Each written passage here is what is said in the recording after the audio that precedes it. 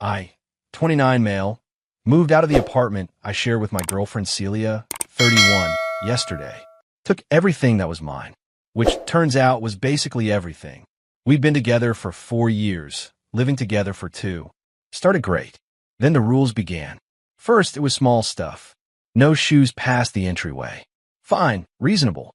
Dishes immediately after eating. Sure, good habit, but it snowballed. Fast. By year 2 of living together, I had a literal printed list of household guidelines taped to the fridge. 37 rules. I counted. Some highlights. No friends over past 8 p.m. on weeknights. Pre-approval required for any purchase over $20. Mandatory couple time, 7 and 9 p.m. daily. No phones, no TV, just connecting. Specific shower schedule. Her, mornings me, evenings only. No eating in any room except kitchen. Weekly relationship check-ins with written feedback. No gaming on weekdays. Groceries only from her approved list.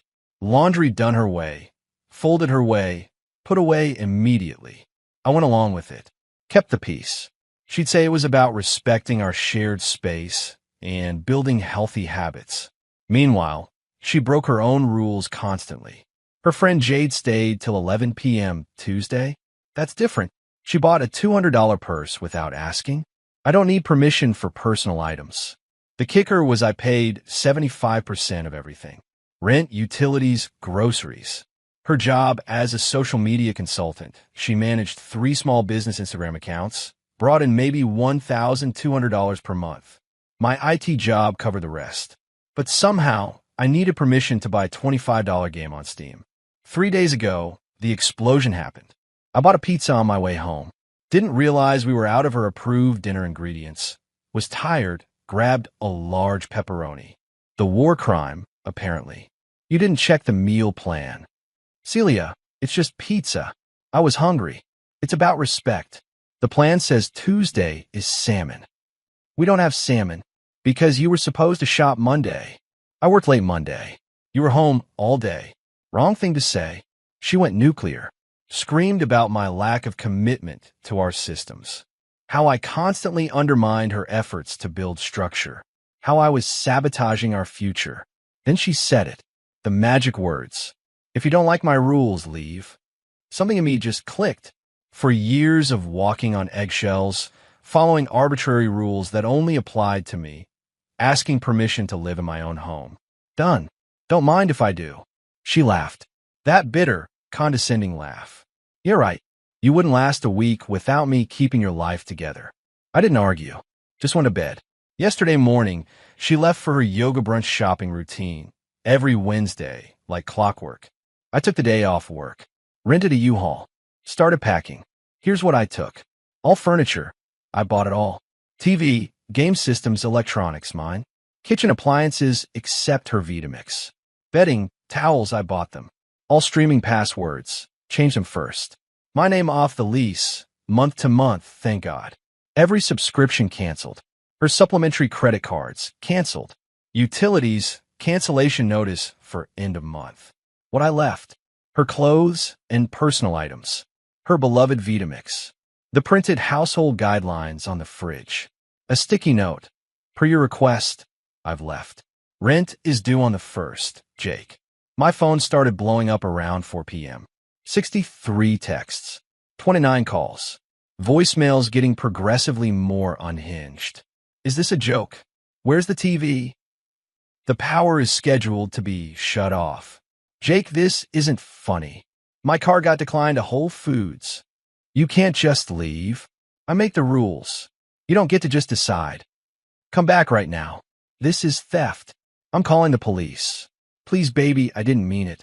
You're overreacting to one little fight. Where am I supposed to live? I'm crashing in my buddy Tomas's place. Sitting here with a beer, watching Netflix on my TV, eating takeout straight from the container like a savage. No meal plan. No scheduled couple time. No written feedback about my areas for improvement. Peaceful. She wanted me to follow her rules or leave. I left. Turns out when you make ultimatums, people might actually take them. Update 1. The entitlement escalation has been educational. Day 2 started with her showing up at my work. Security has her on camera having a complete meltdown in the lobby when they wouldn't let her up without an appointment. Apparently screaming, "I'm his girlfriend," doesn't override corporate security policy. Who knew? She pivoted to my phone. "Celia, we need to talk like adults." Me, "You told me to leave." I left. "Celia, I was upset. You don't just abandon someone over one fight." Me, "It wasn't one fight. It was 37 rules and 2 years of double standards." "Celia, those guidelines were for US. To help you be better." Me, "They only applied to me. You broke them constantly." "Celia, I made them so I can adjust them. You're not mature enough to know when flexibility is appropriate." The delusion. Actually stunning. Then came the financial reality check. See, Celia had gotten real comfortable with a certain lifestyle. Weekly yoga classes, $150 per month. Regular Mani Pitas, $200 per month. Her organic grocery addiction, $600 per month easy. Random Target runs. All on credit cards I paid off monthly. Her own credit? Trash from her preemie shopping habits. That's why she was supplementary on mine. By afternoon, the tone changed. "I can't afford the apartment. The landlord says I'm not on the lease. I need money for groceries. This is financial abuse. You owing me support." I structure my whole life around our relationship. That last one. Structure her life. You mean sitting at home, making TikToks while I work 50-hour weeks? Then came the proxy attacks. Her mom called. Her sister Dina texted. Her best friend Layla sent a DM novel about how devastated Celia was, how I ripped away her stability. My response to all of them: she told me to leave. I left. But here's where it gets good. Layla lets slip something interesting. Apparently, Celia had been bragging for months about how she had me properly trained, how her relationship system was revolutionary. She was planning to start a coaching business. From chaos to control, how I transformed my boyfriend. I was her test subject, her success story. And now her whole plan was ruined because the lab rat escaped. Day 3 brought legal threats. She found some template online and sent me a formal demand for 3 months of transition support, $6,000. Return of shared property, everything I took. Compensation for emotional damages. Payment for her to reestablish housing. I forwarded it to my cousin, who's a paralegal. He laughed, said it looked like she Googled how to sue boyfriend and copy-pasted the first result. Then, the real kicker. Tomas came home from work with gossip. His girlfriend works at the same yoga studio Celia goes to. Apparently, Celia had been telling everyone for weeks that she was planning to upgrade from me once her coaching business took off. That I was practice for the real relationship she'd have with someone more successful. But she needed me to keep paying for everything until then. So much for being devastated about losing the love of her life. I'm looking at apartments tomorrow. 1 bedrooms. No rules on the fridge. No mandatory feedback sessions. No pre-approval for pizza. Freedom tastes like pepperoni. Update 2. The extinction burst is real, but make. If financial desperation with a side of delusion. First, she tried emotional manipulation. Showed up at Tomas's place at 11 p.m. Sunday with a box of my stuff I didn't even want, old college textbooks, some USB cables. Mascara strategically smeared, wearing the dress from our anniversary dinner. I just wanted to return your things. I'm not the type to keep what's not mine. Noble. Except she was angling to get inside. When Tomas didn't bite, she tried peeking around him. Is Jake here? I have his things. You can leave them. I'll make sure he gets them. I need to talk to him. Just 5 minutes. He said no contact. Then the mask slipped. This is kidnapping. You're holding him against his will. Tomas, bless him, just said, "Lady, he's at the gym." Also, that's not what kidnapping means. And close the door. But the real entertainment started Monday. Remember her Instagram coaching business dream? Well, she decided to launch it. With me as the unwilling case study. Posted a whole series. When you've given too much. Recognizing emotional manipulation. According to her version, I was chronically unemployed. I've had the same job for 5 years. She supported me financially, opposite land. I refused to contribute to household management. I wasn't allowed to. I abandoned her after she set healthy boundaries. 37 rules equals healthy? I stole shared property out of spite. I took what I paid for. The comments were initially supportive. You go, girl. Know your worth. Then people started noticing things, like the tag locations on her old posts, expensive restaurants that I paid for, vacation photos that I funded, haul videos with my credit card. Someone commented, wait, if he was unemployed, how did you afford all those trips? She deleted it, but people screenshotted. The narrative started crumbling. Then Wednesday happened. D-Day. I found a perfect apartment. Put down the deposit. Moving in this weekend. Texted her that I'd be getting my remaining stuff from our old place Friday afternoon, and she needed to be out. Her response was magnificent in its entitlement. You don't get to tell me when to be in my home. It's not your home. You're not on the lease. I've lived there for 2 years as my guest, which ended when you told me to leave. You can't make me homeless. I have rights. You have until Friday. After that, the landlord handles it. She tried calling the landlord.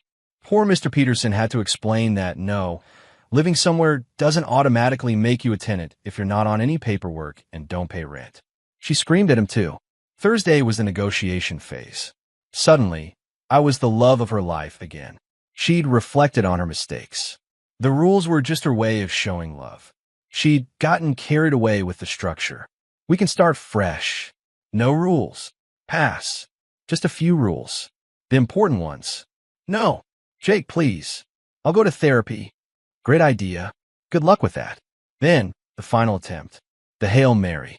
She sent photos of her in situations with a message. Remember what you're giving up. I replied with a photo too. On my new apartment key. Already got something better. Radio silence for 2 hours. Then, you're making a huge mistake. I'll give you one last chance to fix this. Come home by tonight or we're done. We've been done since you told me to leave. I didn't mean it. I did. Friday afternoon came. I showed up with Tomas and another buddy, Diego. The apartment was instructive. She trashed it. Not violent damage, just stopped doing anything. Dishes piled up. Garbage overflowing. Laundry everywhere. The woman who demanded hospital-level cleanliness had been living in filth for a week because she literally didn't know how to maintain a space without someone else doing it. She sat on the floor. I'd taken the couch, surrounded by printouts. Apartment listings she couldn't afford. Job applications for positions she wasn't qualified for. Loan applications that were clearly going nowhere. Happy now, she said. You've ruined my life. You told me to leave. I left. I didn't mean it. Then you shouldn't have said it. We loaded my stuff in silence. She tried one more time as we were leaving. I'll change the rules. You can have friends over whenever. You can eat in the living room. Please. It was never about the rules, Celia. It was about the fact that you thought you had the right to make them. The last thing I saw was her standing in the doorway of the empty apartment, holding that laminated list of rules, looking absolutely baffled that her system had failed. Final update. So this is how it ends. Not with a bang, but with a whole lot of reality checks. First, the immediate aftermath. The landlord evicted her, not out of spite, but because she couldn't pass the credit check to take over the lease. She tried to squat, claimed tenant rights. Mr. Peterson had to get the sheriff involved. Took 2 weeks, but she was officially out. Where'd she go? Back to mommy and daddy. At 31. But she wasn't done with me. Oh no. She had one more card to play. Small claims court. I got served 3 weeks ago. She was suing me for unlawful eviction, $3,000. Theft of shared property, $5,000. Financial abandonment, $4,000. Intentional infliction of emotional distress, $3,000. $15,000 total. For leaving when she told me to leave. I hired a lawyer. Not because I was worried, but because I wanted this done right. Cost me $500 for the consultation and court appearance. Best money I ever spent. Court day was last Tuesday. She showed up in what I assume was supposed to be her serious businesswoman outfit. Her dad was with her. She'd printed out everything. Our text conversations, her household guidelines, bank statements, even her Instagram posts, the ones that didn't contradict her story, anyway. The judge was not impressed. Judge, Miss Celia, were you on the lease? Celia, no, but, Judge, did you pay rent? Celia, we had an arrangement. Judge, did money from your account go to the landlord? Celia, no, but I contributed in other ways. Judge, how? Celia, I maintained the household. I created systems. Judge, did Mr. Jake ask you to leave? Celia, I didn't mean it literally. Judge, but you did say it? Celia, yes, but it went downhill from there. She tried to claim the furniture was ours because she'd helped pick it out. The judge asked for receipts. All in my name. She claimed financial abandonment. The judge noted she was never financially dependent on me as we weren't married and she had her own income. The emotional distress claim? The judge actually asked her to explain how me complying with her request caused her distress. Best part, my lawyer presented her Instagram posts. The ones about her revolutionary relationship system and how she was going to upgrade from me. The judge asked if she'd been planning to end the relationship anyway. She stammered. Her dad looked confused. Guess she hadn't told him that part. Verdict, case dismissed. All claims. She owes me $500 for my legal fees. But wait, there's more. Remember her big coaching business idea? From chaos to control. She actually tried to launch it. Made a website and everything. Posted testimonials from friends, fake. Created a $299 course on relationship architecture. Sold exactly zero. Turns out nobody wants relationship advice from a 31-year-old who lives with her parents and sued her ex for following her. Instructions. Her Instagram following tanked. From 2,000 to maybe 300. The yoga studio quietly suggested she find another location. Tomas's girlfriend overheard the manager, saying Celia was too dramatic for their peaceful environment. Those 3 small businesses she did social media for, they dropped her. One of them hired me to fix their website. During the meeting, they mentioned their last social media person went off the rails and started posting about her personal drama on their business account. Last I heard through the grapevine, still at her parents' house, working part-time at a vitamin shop, dating some guy from her gym who apparently loves that she's so organized, still posts about toxic exes and knowing your worth, still has that laminated list of rules. Her mom found it and threw it out, but she reprinted it. Me, living my best life. My apartment is clean, but lived in. I eat pizza in bed sometimes. I have friends over whenever I want. I bought a PS5 without asking permission. I'm dating someone who thinks rules in a relationship should be things like be kind and communicate openly, not fold the fitted sheets into perfect squares. Funny thing about ultimatums.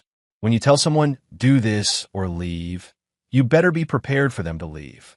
And when they do, you don't get to cry about it. She was right about one thing, though. I wouldn't last a week without her keeping my life together. I've lasted a month, and it's been fantastic. To everyone saying I was too harsh, she literally told me to leave. I literally left. Actions meet consequences. To everyone who's been through something similar, your peace of mind is worth more than their rules. And to Celia, if you're reading this, hi. I know you still check my socials, thanks for the push. Leaving was the best thing you ever told me to do. Peace out. I bought a pizza to order without checking a meal plan.